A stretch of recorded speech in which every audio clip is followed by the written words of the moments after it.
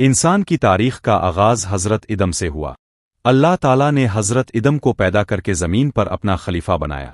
कुछ अरसे तक लोग अल्लाह की इबादत करते रहे, लेकिन फिर वक्त के साथ साथ गफलत और शैतान के बहकाने की वजह से इंसान अल्लाह की इबादत छोड़कर बुत परस्ती में मुब्तला हो गए।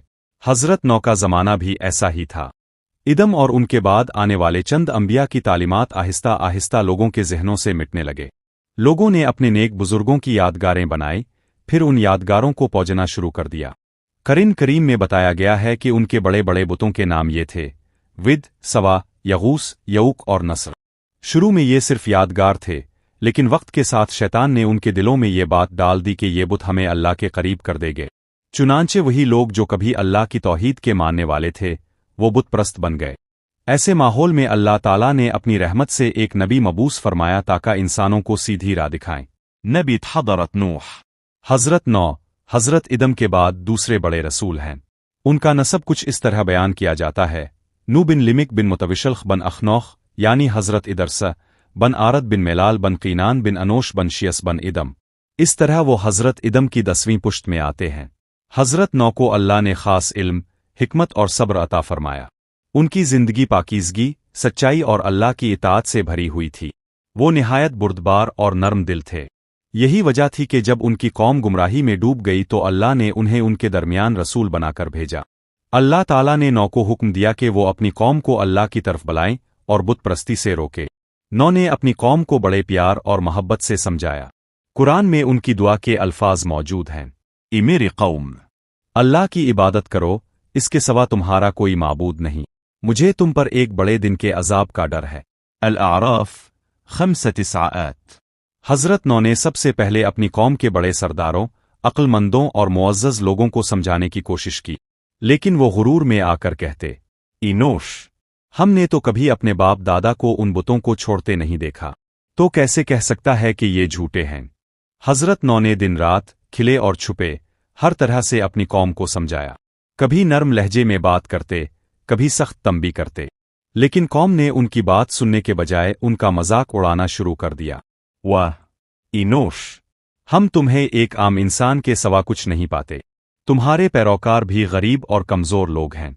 अगर वाकई तुम सच्चे हो तो वो अजाब लाकर दिखाओ जिससे डराते हो।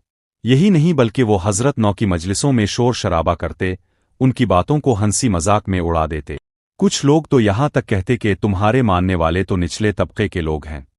नौ ने कहा: ए मेरी कौम, मैं तुमसे कोई मुआवजा नहीं मांगता, मेरा अजर तो अल्लाह के जिम्मे है, और तुम उन कमजोरों को हकीर क्यों समझते हो? अल्लाह जानता है कि उनके दिल कैसे हैं। ये सुनकर सरदारों ने कहा: इनोश, अगर तुम अपनी बात से बाज ना आए तो हम तुम्हें पत्थरों से मार डालेंगे। लेकिन नौ ने हिम्मत ना हारी। वतर, मैं तुम्हारे लिए खैरख्वाह हूं, मैं तुम्हें अल्लाह की रहमत की तरफ बुलाता हूं, वो तुम्हारे गुनाहों को मुआफ करेगा और तुम्हें दुनिया व आखिरत की भलाइयाँ देगा। कुरान में है कि नौ ने अपनी कौम में 950 साल गुजारे। ये एक बहुत लंबा अरसा है। इस पूरे अरसे में वो लोगों को समझाते रहे, लेकिन बहुत कम लोग ईमान लाए। हजरत नौ के मानने वाले ज्यादातर गरीब, नादार और मजलूम लोग थे, जैसे कि हजरत नौ के बेटे आफिस और हाम, उनकी बीवी का ईमान, और कुछ लोग जिन्हें कौम के बड़े लोग हकीर समझते थे। लेकिन सरदार और दौलतमंद लोग उन पर हंसते और कहते: मसूइनिला तबक़ स्वातिब। जब नौ ने देखा कि उनकी कौम का हाल ये है कि दिन बदन गुमराही में बढ़ते जा रहे हैं, तो उन्होंने अल्लाह की बारगाह में अर्ज किया: इमरा रब, मैंने अपनी कौम को दिन रात बुलाया, लेकिन मेरा बुलाना उनके भागने का सबब बन गया, और जब मैंने उन्हें बुलाया कि तो उन्हें बख्श दे, तो उन्होंने अपने कानों में उंगलियां ठूंस ले, अपने कपड़ों से अपने आप को ढांप लिया, उड़ गए और बड़ा गुरूर किया। नूह मिन 5 इला 7। ये नौ की दुआ इस बात का सबूत है कि उन्होंने अपनी कौम को किसी हाल में तन्हा नहीं छोड़ा। वो चाहते थे कि उनकी कौम हिदायत पाए, लेकिन वो जिद पर उड़े रहे। हजरत नौ ने अपनी कौम को बड़ी मेहनत और शफकत के साथ अल्लाह की इबादत की दावत दी, मगर कौम ने कानों में उंगलियां ठूंस ले और कपड़ों से मुंह ढांप लिए। इसके बावजूद हजरत नौ ने हिम्मत ना हारी और अपनी दावत का सिलसिला जारी रखा। हजरत नौ ने दावत को मुयस्सर बनाने के लिए कई तरीके अपनाए। वो लोगों के घरों में जाकर उनसे अकेले में बात करते ताकि वो शर्म आहित धर्मी के बगैर सच्चाई को कबूल कर ले। वो बड़े बड़े मजमों में खड़े होकर ऐलान करते: ए मेरी कौम, अल्लाह की इबादत करो, इसके सिवा कोई माबूद नहीं, मैं तुम्हारे लिए दर्दनाक दिन के अजाब से डरता हूँ। कभी वो नर्म लहजे में कहते कि मैं तुम्हारे लिए खैरख्वाह हूँ, मुझे तुमसे कोई ज़ाती फ़ायदा नहीं चाहिए। कभी वो सख्त लहजे में खबरदार करते कि अगर तुम बाज ना आए तो अल्लाह का अजाब आएगा और तुम सब हलाक हो जाओगे। कभी वो अल्लाह की रहमत याद दिलाते और कहते कि अगर तुम ईमान लाओगे तो अल्लाह तुम्हारे गुनाहों को बख्श देगा, तुम्हारी उम्रें बढ़ा देगा और बारिशें बरसाएगा, खेतियां लहलहाएंगी और तुम्हें दुनिया व आखिरत की नेमतें अता होंगी। लेकिन कौम की हालत ये थी कि जैसे जैसे नौ समझाते वो मजीद भागते और इनकार में बढ़ते जाते।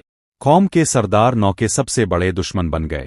वो कहते, तुम सिर्फ एक आम इंसान हो, हमें लगता है कि तुमने ये सब कुछ अपनी बड़ाई जताने के लिए बनाया है, हम तुम्हें रसूल नहीं मानते। कुछ और सरदार कहते, अगर अल्लाह को कोई रसूल भेजना होता तो वो फरिश्ते भेजता, तुम जैसे इंसान को हम कैसे मान ले। वो अपने आम लोगों को भी डराते और कहते, अगर तुमने नौ की बात मान ली तो तुम्हारे बुत नाराज हो जाएंगे, तुम्हारे कारोबार खत्म हो जाएंगे, तुम्हारी इज्जत छन जाएगी। दूसरी तरफ वो लोग जो मुआशरे के कमजोर तबके से ताल्लुक रखते थे हजरत नौ की बात मान लेते। वो जानते थे कि सच्चाई ताकत दौलत की बुनियाद पर नहीं बल्कि ईमान और तकू की बुनियाद पर है। ये देखकर सरदारों को और गुस्सा आता। वो नौ से कहते, अगर तुम चाहते हो कि हम तुम पर ईमान लाई तो उन गरीबों को अपनी मजलिस से निकालो, हम उनके साथ नहीं बैठ सकते। हजरत नौ ने जवाब दिया, मैं उन्हें कैसे निकाल सकता हूं, वो अल्लाह के बंदे हैं, उनके दिलों का हाल अल्लाह जानता है, अगर मैंने उन्हें निकाला तो मुझे अल्लाह से कौन बचाएगा। सरदारों ने नौ का मजाक उड़ाना शुरू कर दिया। वाह इनोश, तुमने हमें 950 साल से तबलीग की है, लेकिन तुम्हारे पैरोकार चंद गरीब लोग ही हैं। ये इस बात की दलील है कि तुम झूठे हो। बी व इन आवाज़स्त ब्रस्तम रोरंस्ट। बच्चे भी अपने बड़ों को देखकर नौ पर हंसते और उनके पीछे शोर मचाते, लेकिन नौ के दिल में सब्र था।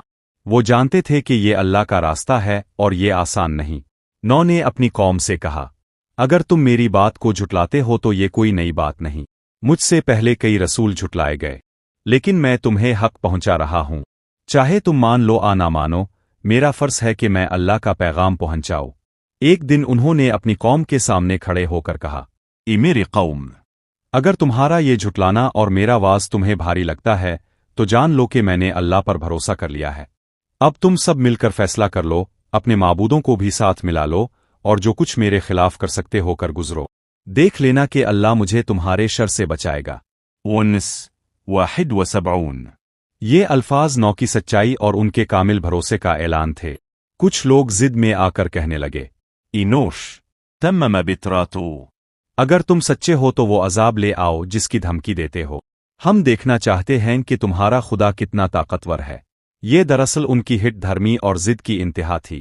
वो समझते थे कि अगर फौरन अजाब ना आया तो नौ झूठे साबित होंगे। नौ ने कहा, अजाब मेरे हाथ में नहीं, अल्लाह के हाथ में है। जब वो चाहेगा वो लाएगा और फिर तुम बच ना सकोगे। हजरत नौ के लिए सबसे बड़ी आजमाइश ये थी कि उनके अपने घर के लोग भी उनकी दावत पर ईमान नहीं लाए। उनकी एक बीवी काफिरों में शामिल थी और उनका एक बेटा भी ईमान ना लाया। ये अल्लाह की तरफ से नौ के लिए इम्तिहान था ताकि ये वाज़े हो जाए कि हिदायत नसब आ रिश्ते की बुनियाद पर नहीं बल्कि ईमान की बुनियाद पर है।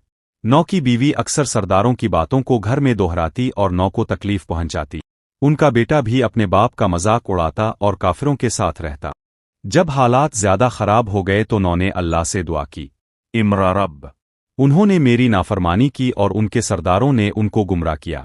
इमरा रब, जमीन पर उन काफिरों में से किसी को बाकी ना छोड़, अगर तो उन्हें बाकी रखेगा तो ये तेरे बुंदों को गुमराह करेंगे और सिर्फ नाफरमान औलाद पैदा करेंगे। ये दुआ हजरत नौ के दिल की गहराइयों से निकली थी। उन्होंने सब्र का हक अदा किया, लेकिन जब उन्होंने देखा कि उनकी कौम अब कभी नहीं मानेगी तो उन्होंने फैसला अल्लाह पर छोड़ दिया। जब हजरत नौ ने अपनी कौम को सदियों तक समझाया मगर वो ना माने, उल्टा और जिद्दी होते गए तो अल्लाह ताला ने फैसला फरमाया कि अब उन पर अजाब भेजा जाएगा। मगर ये अजाब आने से पहले अल्लाह ताला ने हजरत नौ को एक खास जिम्मेदारी सौंपी। अल्लाह ताला ने हजरत नौ की दुआ सुन ली और वही के जरिए उन्हें हुक्म दिया। और नूह को वही दी गई कि अब तुम्हारी कौम में से कोई ईमान नहीं लाएगा मगर वही जो पहले ईमान ला चुके हैं। और हमारी निगरानी में और हमारी वही के मुताबिक एक कुश्ती बना। नौ को कुश्ती बनाने का कोई ज़ाती तजर्बा नहीं था, मगर अल्लाह ने अपनी निगरानी और रहनुमाई का वदा फरमाया। हजरत नौ ने अल्लाह के हुक्म पर अमल शुरू किया। انہوں نے لکڑیاں جمع کیں، تختے تراشے اور کیلوں سے جوڑنا شروع کیا۔ کشتی بہت بڑی تھی، کیونکہ اس میں صرف انسان نہیں بلکہ جانوروں کے جوڑے بھی رکھے جانے تھے۔ تفاسیر میں آتا ہے کہ کشتی 3 منزلہ تھی۔ نچلی منزل میں جانور اور پرندے، درمیانی منزل میں انسان، اور اوپری منزل میں کھانے پینے کا سامان رکھا گیا۔ یہ کشتی مضبوط لکڑی اور لوہے کے کیلوں سے بنی تھی۔ اللہ تعالیٰ نے نو کو ساری رہنمائی عطا کی۔ جب حضرت نو کھلے میدان میں کشتی بنا رہے تھے تو قوم کے لوگ روزانہ آتے اور مذاق اڑاتے۔ وہ ہنستے اور کہتے، اینوش، کیا تم صحرا میں کشتی بنا رہے ہو؟ اتنے سالوں کی تبلیغ ناکام ہوئی تو اب لکڑی کے گھیر جوڑنے لگے ہیں۔ بچے اور عورتیں بھی ہنسی مذاق کرتی تھیں۔ وہ کشتی کے پاس آ کر تالیاں بجاتے اور گانے گاتے، مگر نوسکون سے جواب دیتے، آج تم ہمارا مذاق اڑاتے ہو، لیکن کل تم پر عذاب آئے گا اور ہم تم پر ہنسیں گے۔ حضرت نو کے ساتھ جو چند مومن تھے وہ کشتی بنانے میں ان کا ہاتھ بٹاتے۔ وہ بھی لوگوں کی طنزیہ باتیں سنتے مگر ان کا ایمان اور بڑھتا جاتا۔ وہ کہتے، ہمارے نبی اللہ کے حکم سے کشتی بنا رہے ہیں، اگر اللہ نے حکم دیا ہے تو ضرور کوئی حکمت ہوگی۔ یہ وہ لوگ تھے جو اللہ پر بھروسہ رکھتے تھے۔ ان کی تعداد زیادہ نہ تھی مگر وہی کامیاب ہوئے۔ اس دوران نو کا ایک بیٹا بھی اکثر قریب آتا اور اپنے باپ کو کشتی بناتے دیکھتا، لیکن وہ ایمان نہ لایا۔ وہ دوستوں کے ساتھ کھڑا ہو کر مذاق کرتا اور کہتا، میرے باپ کو دیکھو، یہ دعویٰ کرتے ہیں کہ اللہ کا رسول ہیں اور اب یہ لکڑیاں جوڑ رہے ہیں۔ یہ باتیں نو کو تکلیف دیتی تھیں مگر وہ جانتے تھے کہ ہدایت اللہ کے ہاتھ میں ہے۔ آخرکار کشتی تیار ہو گئی۔ یہ ایک عظیم الشان کشتی تھی جس جیسی آج تک کسی نے نہ دیکھی تھی۔ مضبوط لکڑی کے تختے، لوہے کے کیل اور اللہ کی حفاظت اس پر سایہ فگن تھی۔ اب اللہ نے نو کو وحی دی کہ جب عذاب کا وقت آئے گا تو ایک خاص نشان ظاہر ہوگا۔ جب ہمارا حکم آ جائے اور تنور میں پانی جوش مارنے لگے تو اس میں ہر قسم کے جانوروں کے جوڑے اور اپنے اہل ایمان کو سوار کر لینا۔ نو نے مومنوں کو خبر دی کہ وقت قریب ہے۔ وہ جانوروں کے جوڑے اکٹھے کرنے لگے۔ پرندے، چوپائے، درندے سب اللہ کے حکم سے آتے اور کشتی میں داخل ہوتے۔ یہ منظر حیران کن تھا۔ کافر لوگ دور کھڑے دیکھتے اور پھر بھی ہنستے۔ وہ کہتے، یہ جانوروں کا میلہ لگا دیا ہے، دیکھو کیسے پاگل ہو گئے ہیں۔ لیکن مومن سمجھتے تھے کہ یہ سب اللہ کی نشانی ہے۔ کشتی تیار ہو چکی تھی۔ حضرت نو اور ان کے ساتھیوں کے دل میں ایک عجیب سا سکون تھا، کیونکہ وہ جانتے تھے کہ اللہ کا وعدہ سچا ہے۔ دوسری طرف کافروں کے دل میں غرور اور ضد تھی۔ وہ اب بھی نو کو جھٹلاتے اور کہتے، دیکھو ابھی تک کوئی پانی نہیں برسا، کہاں ہے وہ عذاب جس کی دھمکی دیتے تھے؟ آخر وہ دن آ گیا جس کا وعدہ تھا۔ اللہ تعالیٰ نے فرمایا تھا، جب ہمارا حکم آ جائے اور تنور جوش مارنے لگے۔ ایک دن اچانک زمین میں موجود تنوروں سے پانی الفابلنی لگا۔ گھروں کے تنور، پہاڑوں کے غار، زمین کے سوراخ، ہر جگہ سے پانی نکلنا شروع ہو گیا۔ یہ منظر سب نے دیکھا اور گھبراہٹ پھیل گئی۔ نو نے فوراً پہچان لیا کہ یہی وہ نشان ہے جس کا وعدہ اللہ نے کیا تھا۔ نو نے ایمان والوں کو آواز دی۔ مومن دوڑتے ہوئے آئے اور کشتی میں سوار ہونے لگے۔ ہر جانور کا نر اور مادہ بھی آ کر کشتی میں داخل ہونے لگا۔ یہ سب اللہ کے حکم سے ہوا۔ نو نے اپنے بیٹوں کو بھی بلایا۔ 3 بیٹے آفس، سام اور حام ایمان لائے اور کشتی میں سوار ہو گئے۔ لیکن ایک بیٹا، جس کا نام تفاسیر میں کنان آتا ہے، وہ انکار پر قائم رہا۔ کشتی میں سوار ہونے سے پہلے نو نے بیٹے کو پکارا، اے میرے بیٹے، ہمارے ساتھ سوار ہو جا اور کافروں کے ساتھ نہ رہ۔ بیٹے نے غرور سے کہا، میں پہاڑ کی پناہ لے لوں گا، وہ مجھے پانی سے بچا لے گا۔ نو نے کہا، آج اللہ کے حکم سے کوئی نہیں بچا سکتا سوائے اس کے جس پر اللہ رحم کرے۔ اتنے میں ایک موج باپ اور بیٹے کے درمیان حائل ہو گئی اور وہ بیٹا غرق ہو گیا۔ یہ منظر حضرت نو کے لیے سب سے کڑا امتحان تھا۔ ایک باپ کی آنکھوں کے سامنے اس کا بیٹا ڈوب رہا تھا، مگر اللہ کا فیصلہ یہی تھا کہ نجات صرف ایمان والوں کے لیے ہے۔ اب عذاب شدت اختیار کر گیا۔ قرآن کہتا ہے، پھر ہم نے آسمان کے دروازے کھول دیے موسلا دھار بارش کے ساتھ اور زمین کے چشمے جاری کر دیے، پس دونوں پانی مل گئے ایک مقررہ امر کے لیے۔ آسمان سے لگاتار بارش برسی، زمین کے چشمے ابلے، پہاڑوں کے بیچ سے پانی نکلا اور دیکھتے ہی دیکھتے سارا علاقہ پانی میں ڈوب گیا۔ جب پانی بلند ہونے لگا تو کافروں کو احساس ہوا کہ یہ واقعی نو کا کہا ہوا عذاب ہے۔ وہ دوڑنے لگے، पहाड़ों पर चढ़ने लगे, एक दूसरे को पुकारने लगे। कुछ नौ के पास आए और कहने लगे, हमें भी अपने साथ ले लो, हम ईमान ले आए हैं। लेकिन दरवाज़ा बंद हो चुका था। अब वक्त गुजर चुका था। अल्लाह का हुक्म था कि सिर्फ वही लोग नजात पाएं जो पहले ईमान लाए थे। कुश्ती पानी पर तैरने लगी। कुरान कहता है, और वो कुश्ती हमारी निगरानी में चलती रही ऊंची ऊंची मौजों पर जैसे पहाड़। मौजें इतनी बड़ी थीं कि पहाड़ जैसी दिखाई देती थीं, मगर कुश्ती अल्लाह की हिफाजत में थी। मोमिन अंदर सुकून में थे, जानवर भी महफूज थे और नौदुआ में मशगूल थे। दिन गुजरते गए। जमीन का कोई कोना बाकी ना रहा जो पानी से ना भरा हो। पूरी कौम डूब गई। बड़े सरदार, अमीर लोग, वो औरतें और मर्द जो नौ का मजाक उड़ाते थे, सब पानी में बह गए। नौ की बीवी भी उन्हीं में थी। अल्लाह ने कुरान में इसका जिक्र किया कि वो खियानतकार औरत थी और काफिरों के साथ हलाक हुई। जब जमीन पर कोई काफिर बाकी ना रहा तो अल्लाह ने जमीन को हुक्म दिया, ए जमीन, अपना पानी निगल ले, और ए आसमान। जमीन ने पानी निगल लिया, बारिश रुक गई और पानी आहिस्ता आहिस्ता कम होने लगा। कुश्ती एक पहाड़ पर जाकर ठहर गई। इस पहाड़ का नाम जोदी है, जो आज भी इराक के इलाके में मौजूद है। नौ ने अल्लाह से अर्ज किया, ए मेरे रब, मेरा बेटा भी मेरा घराना है। तूने वदा किया था कि मेरे अहल को बचाएगा। अल्लाह ने फरमाया, वो तुम्हारे अहल में से नहीं, क्योंकि इसका अमल बारा था। बस तुम ऐसी बात ना करो जिसका तुम्हें इल्म नहीं। नौ फौरन झक गए और अर्ज किया, ए मेरे रब, मैं तेरी पनाह मांगता हूं कि ऐसी बात करो जिसका मुझे इल्म ना हो। अगर तो मुझे मुआफ ना करे और रहम ना करे तो मैं खसारा उठाने वालों में शामिल हो जाऊंगा। ये नौ की आजिज़ी और अल्लाह के फैसले पर मुकम्मल रज़ामंदी की मिसाल थी। तूफान का सिलसिला थम चुका था। जमीन ने अपना पानी निगल लिया था और आसमान खामोश हो गया था। अब पूरी दुनिया पर एक सुकूत छा गया। वो दुनिया जो कभी शोर और शराबे, जुल्म व बगावत से भरी हुई थी, अब खामोश थी। कुश्ती मुसलसल कई दिनों तक पानी पर चलती रही। आखिरकार वो इराक के इलाके में मौजूद एक पहाड़ पर जाकर ठहर गई। इस पहाड़ का नाम जोदी है। कुरान में भी यही नाम जिक्र किया गया है। और कहा गया, ए जमीन, अपना पानी निगल ले, और ए आसमान। और पानी खुश्क कर दिया गया। काम पूरा हो गया और कुश्ती जोदी पर ठहर गई। ये मंजर देखकर ईमान वालों के दिल शुक्र से भर गए। वो सजदे में गिर गए और अल्लाह का शुक्र अदा करने लगे कि इसने उन्हें नजात दी। अब जमीन पर सिर्फ हजरत नौ और वो लोग बाकी रह गए थे जो कुश्ती में सवार थे। उनके साथ जानवरों के जूड़े भी मौजूद थे। ये सब इस बात की अलामत थे कि अल्लाह ने दुनिया को एक नई जिंदगी देने का फैसला किया है। ये हकीकत है कि तूफान नू के बाद सारी इंसानियत हजरत नौ की औलाद से फैली। इसीलिए कुरान में उन्हें आबाओ अलबशर अलसानी यानी दूसरे आदम कहा जाता है। नौ ने जब अपनी आंखों से देखा कि एक तरफ उनके दुश्मन डूब गए और दूसरी तरफ उनके मानने वाले महफूज रहे, तो उन्होंने सजदा शुक्र अदा किया। उन्होंने कहा, तमाम तारीफें इस अल्लाह के लिए हैं जिसने हमें जालिम कौम से नजात दी और हमें एक पाकीज़ा ज़मीन पर दोबारा बसा दिया। नौ की जिंदगी का हर लम्हा सब्र और शुक्र की मिसाल था। वो जानते थे कि ये सब कुछ उनकी मेहनत से नहीं बल्कि अल्लाह की रहमत से हुआ है। अगरचे वो ईमान वाले बच गए, लेकिन तूफान के बाद उन पर एक नई जिम्मेदारी आ गई। वो एक बिल्कुल खाली जमीन पर थे। ना शहर बाकी थे, ना खेतियां, ना मकानात।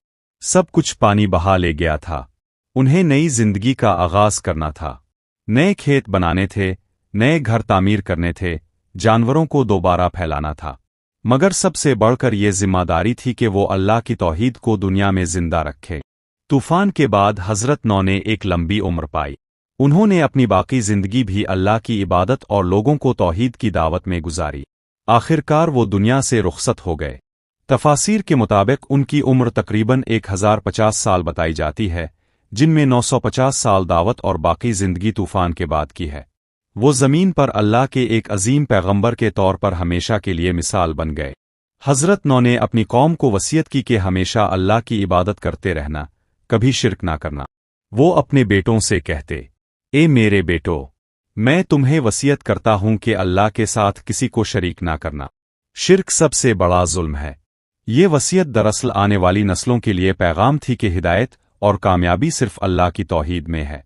कुरान में हजरत नौ की बीवी और बेटे का जिक्र अलग से आया ताकि ये बात वाज़ेह हो जाए कि ईमान नसब से नहीं आता। 9 नबी थे, मगर उनकी बीवी काफरा रही, उनका बेटा भी ईमान ना लाया। ये इस बात का सबूत है कि नजात सिर्फ ईमान और अमल साले से है। किसी का बाप नबी हो आ शौहर नबी हो, ये काफी नहीं। असल चीज दिल की सच्चाई और अल्लाह पर ईमान है। कौम नौ की हलाकत और तूफान का वाकया सिर्फ एक तारीखी किस्सा नहीं, बल्कि ये क़यामत तक आने वाले सब इंसानों के लिए एक तंबी है। कुरान कहता है, हमने इसको निशानी बना दिया ताकि कोई नसीहत हासिल करे। यानी ये वाकया हर इस शख्स के लिए है जो अल्लाह के पैगाम को जुटलाता है। कहानियों में से है, ये हमें सिखाती है कि अल्लाह के वादे सच्चे हैं, इसकी पकड़ सख्त है और इसकी रहमत सिर्फ ईमान वालों के लिए है।